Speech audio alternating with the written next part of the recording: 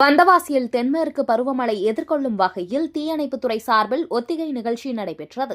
திருவண்ணாமலை மாவட்டம் வந்தவாசியில் தென்மேற்கு பருவமழை எதிர்கொள்ளும் வகையில் தீயணைப்புத்துறை மீட்புக் குழு சார்பில் ஒத்திகை நிகழ்ச்சி வந்தவாசி புதிய பேருந்து நிலையம் அருகே உள்ள சிறுவர் பூங்காவில் நடுவில் உள்ள குளத்தில் நடைபெற்றது. இதைத் தொடர்ந்து நடைபெற்ற ஒத்திகை நிகழ்ச்சியில் தீயணைப்புத்துறை வீரர்கள் தென்மேற்கு பருவமழை எதிர்கொள்ளும் வகையில் தண்ணீரில் மாட்டிக்கொண்டால் எப்படி காப்பாற்றுவது, அவர்களுக்கு எப்படி முதலுதவி அளிப்பது குறித்து பொதுமக்களுக்கு விளக்கமாக கூறி விழிப்புணர்வு ஏற்படுத்தினர்.